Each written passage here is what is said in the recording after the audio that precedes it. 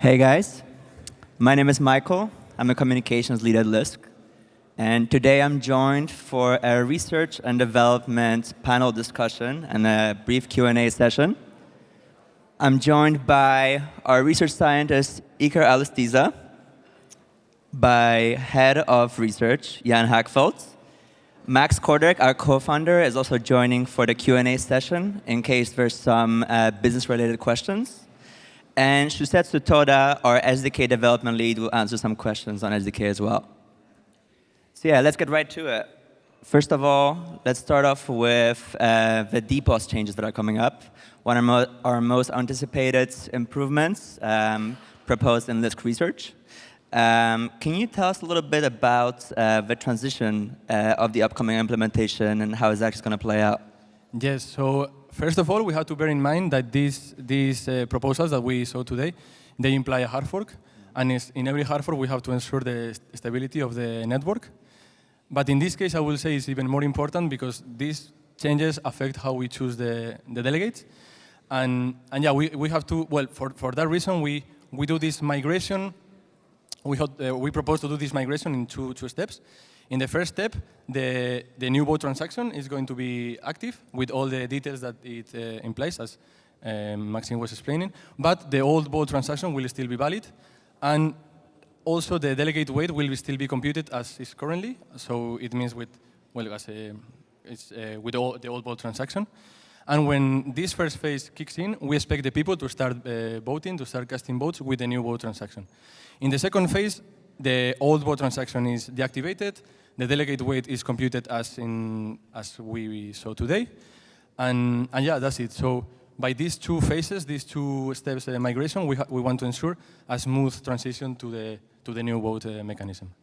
Yeah, that's great that we're taking into consideration the stakeholders during this implementation. Shusetsu, let's move on to the product side of things for a second. So one of the upcoming or anticipated product releases that we're looking forward to is Lisk SDK 3.0.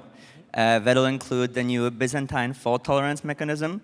Can you tell us a little bit about what exactly that'll bring as benefit to the end user and what other cool features we can look forward to? Sure. So our Lisk SDK 3.0, the main objective was network security, which includes the Byzantine fault tolerance and P2P improvements and the transaction replay.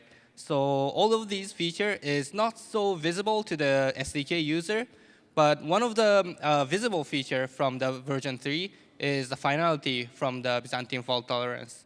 And for example, with the finality, actually, if the SDK user implements the module, they can fire action based on the finality, which can be like the payment to some other service, those kind of things.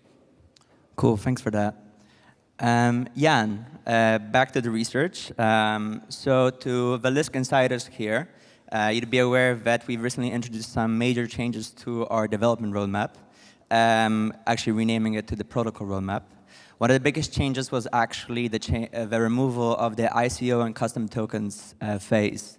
Could you tell us a little bit about the rationale behind this change and how we're going to substitute it? So the main reason for this change is that we want to release a production SDK as soon as possible. And for this, we believe that the ICO functionality is not mandatory. Because already now with the Alpha SDK, you could implement some ICO functionality on your sidechain. And then once there is interoperability, users, for example, could transfer some Lisk tokens to a sidechain, participate in an ICO if this is implemented in the sidechain. And for this reason, we want to keep the Lisk main chain lean for now and release the production SDK as soon as possible. And you touched upon sidechains there, which implies interoperability. I'll get back to that in a second. But first, let's go back to Iker and kind of go a little bit more in depth to the consensus algorithm changes. One of the main features of the new DPoS changes is the new locking mechanism for the voting. Can you tell us a little bit about what effects on participation we anticipate they'll have? Yes, so already some community members pointed out that this new locking mechanism implies an extra step in the voting process. That's true. But I would say, despite of this extra process, this new login mechanism, I think participation should increase, actually, with the new vote mechanism. And I say this mainly because of two reasons. The first reason is by the time that these depots changes are released on mainnet, the dynamic fee system should already be in place. And this implies basically much cheaper vote transactions. And if voting is cheaper, of course, people will vote more. And the second reason is because, as I said before, these proposals are lowering the entry barrier. If we lower the entry barrier, more people are going to be incentivized to vote for themselves. This implies more competition for the rewards. For the same amount of rewards, you will have more people trying to get them. And if more people try if we have more competition of the rewards are going to be better distributed. And if the rewards are better distributed, we have voting that is more profitable. And of course, if voting is more profitable, people will vote more. Cool, thanks. Yeah, it'll be interesting to see how this participation will play out in practice. Definitely very interesting. Shu, going back to the changes to the roadmap, one of the other features of the new protocol roadmap is the removal of the SDK objectives. One of the main reasons for that was to basically ensure that the development of the SDK remains agile and especially focused on developer feedback. How will it be looking into exactly how the new features will be implemented, and how will it be deciding on that? Mm-hmm. So first of all of the SDK feature requests, we want to put it on our public GitHub repository, Lisk SDK, and we're gonna basically prioritize and choose from them. However, until we finish all this objective until network longevity, our main focus is the protocol development. So we won't probably be able to choose so much of the SDK feature requests along the way, but we believe that with the protocol improvement, we also improve our user experience of the SDK user. Okay, so we're basically laying down the foundations of the SDK experience already in the protocol part of the roadmap. Perfect, cool, thanks. Yeah, and lastly, going back to this interoperability objective that I guess the entire industry is trying to tackle in very different ways. It remains a challenge, but a very exciting one. How exactly is Lisk planning or tackling this particular issue? Yes, so let me first mention that everything that we have published this year is about creating a robust, good, solid foundation for interoperability. So all the Lisk improvement proposals are about making the Lisk main chain, but also every chain that is created with the Lisk SDK ready for interoperability, for example, by adding block finality, by having an address system with negligible collision probability, or by having a robust peer-to-peer network, as was introduced earlier. And so all our research is already leading up to interoperability. Then on how we as a research team tackle this topic, so we have been looking into all kinds of interoperability solutions from different other projects, from research papers, and we are also developing our own ideas, and we are carefully evaluating them and the trade-off that they offer, for example, in terms of scalability, in terms of security guarantees, in terms of decentralization, and also in terms of simplicity for the developer. And yeah, also how this solution aligns with our vision of Lisk. And having done this thorough evaluation, we will then choose an interoperability solution that we believe fits best to Lisk. And then you can expect our reasoning for choosing this interoperability solution to be part of multiple Lisk improvement proposals that we will publish in our research forum. And we invite you then to join the discussion, give us feedback, and also ask any questions in the Lisk research forum. Yeah, really well said. And yeah, that's research.lisk.io. That's where all of our research is being published and discussed. So keep an eye on it on our social media channels. And when we publish some research regarding interoperability, you'll be allowed to give your feedback then. And thanks for this, guys. This actually wraps up the first part of this panel discussion. Right now, we're going to move on to the Q&A section.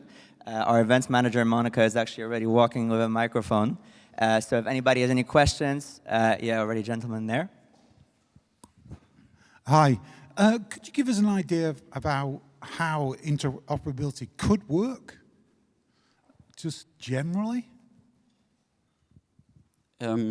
So there are like all kinds of solutions which have different security assumptions. There are some which are very centralized already right now with the Alpha SDK. You could have some federated two-way peg, this mechanism is called, where you use two multi-signature accounts on different chains, and which are controlled by a group of people. And these would allow you to do some kind of more or less trustless token transfer. And this would be one of the most simple solutions, and that would be something you could already do with the Alpha SDK. But as soon as you want things to be more trustless and decentralized, things get more complicated. And so you want to include some kind of proofs from that certain things happen on the other chain. And yeah, for this there are all kinds of mechanisms possible. Maybe I don't have the time here to go to much more detail here. Cool, thanks for that.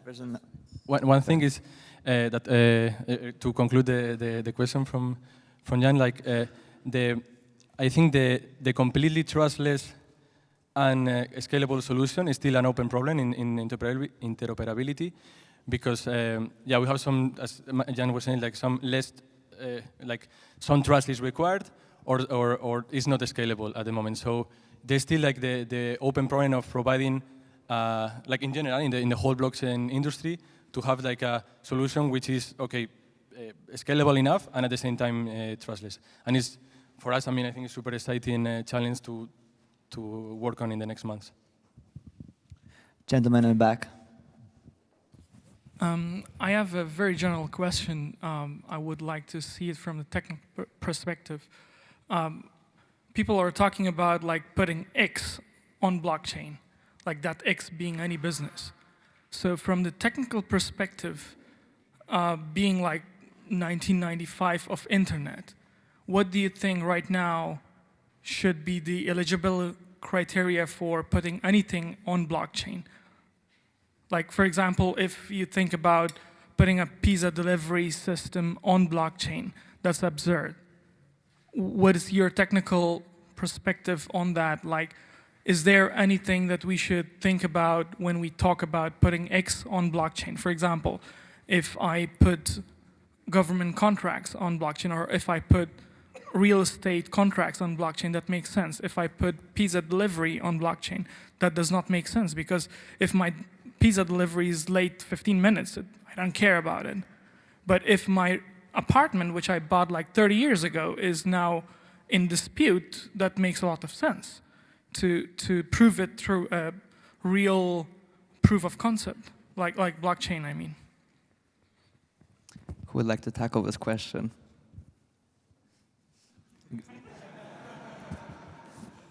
All right, maybe from myself, not a techie answer, but more like a business answer. I think like you basically already answered your question yourself. Not everything makes sense. And actually that question was one of the reasons why Oliver and I started Lisk, because we wanted that people can experiment much more with proof of concepts, much faster than before was possible, to really see what actually makes sense. Today we had a supply chain management proof of concept, like a sharing economy proof of concept, and we think like by providing accessible developer tools, we can bring many more developers into our industry and let them just play around and experiment and actually see what is blockchain technology useful for.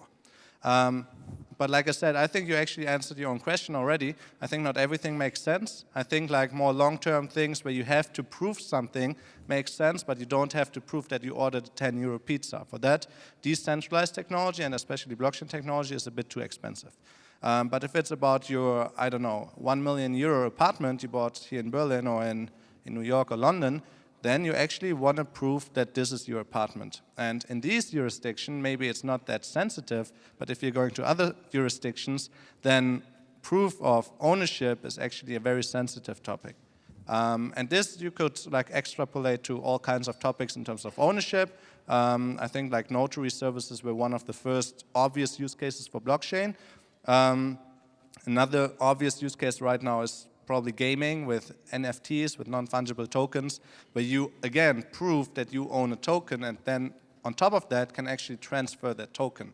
Similar on real estate, you could probably also say, okay, hey, now I could also transfer my building, my real estate to another person, and this all happens on chain. Same as, I think from an investment perspective, well, there were ICOs, there were SDOs, but probably you could also auction off like objects on a blockchain.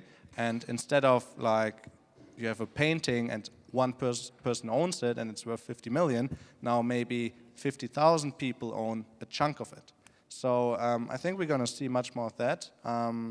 But well, that's why Lisk exists, because we want people to figure that out.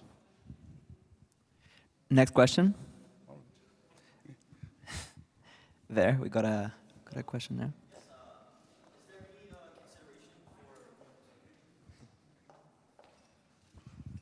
Are there any considerations for possibly putting extensions in Hub, such as external extensions from the community and whatnot, or is that considered to be too dangerous for the Lisk desktop and Lisk mobile?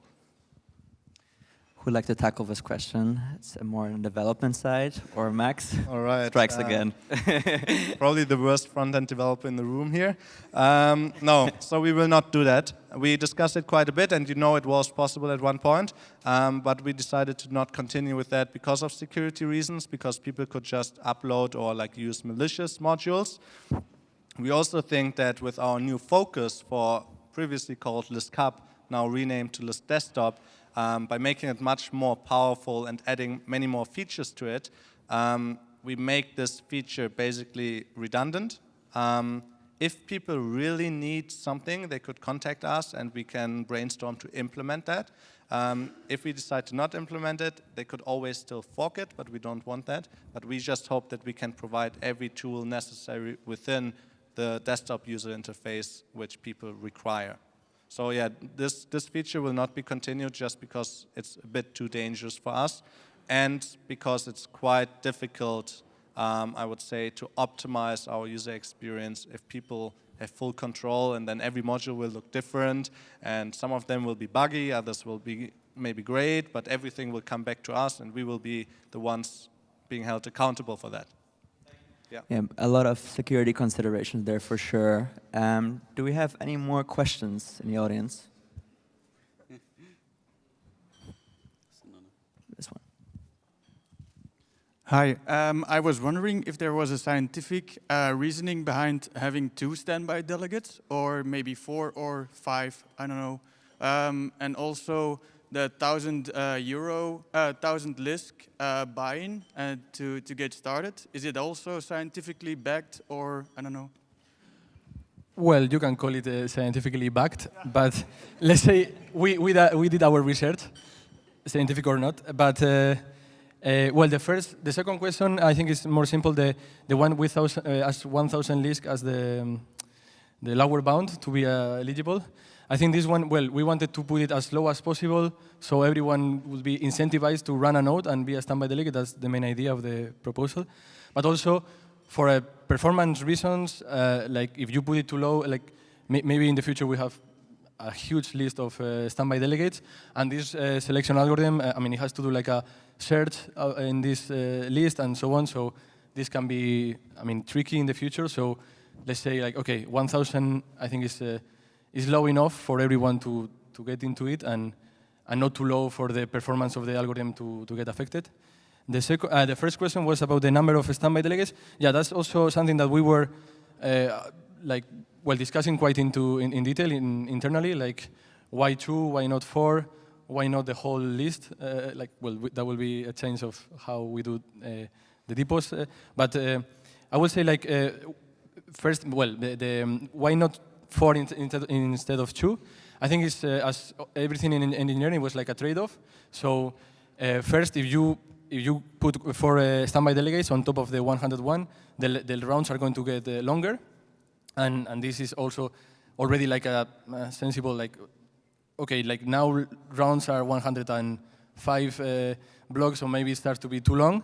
So that was one part. The other part was like also, as you are adding more and more standby delegates, or more delegates are being selected by this random selection algorithm, this scheme that I quickly covered today, it will need to be tweaked a bit. So, because now this is perfectly suited for 2 standby delegates, and the randomness provided to run it is good for 2 standby delegates. But if we start putting more and more standby delegates, we will need to maybe redefine how we do the scheme, and this will add complexity on top of the algorithm that we are running, and so on. And finally, if we put, like, so if we assume, like, okay, there are a lot of standby delegates being selected like this, at the end of the day, the complexity that we are adding to this algorithm is going to be almost the same as a pure proof-of-stake system, and we were like, okay, then it's no reason to have a delegated proof-of-stake system if we are adding all the complexities already for the proof-of-stake system. So that's more or less our reasoning. Perfect. Do we have any more questions? Maybe especially regarding the SDK, to not leave Shu left out in this Q&A session? No questions? One more question from Edward. I would actually just like to thank Shus for a lot of support he's given us in the after hours. He's really been a very strong employee for UMax, and maybe you should give him a raise. Thank you.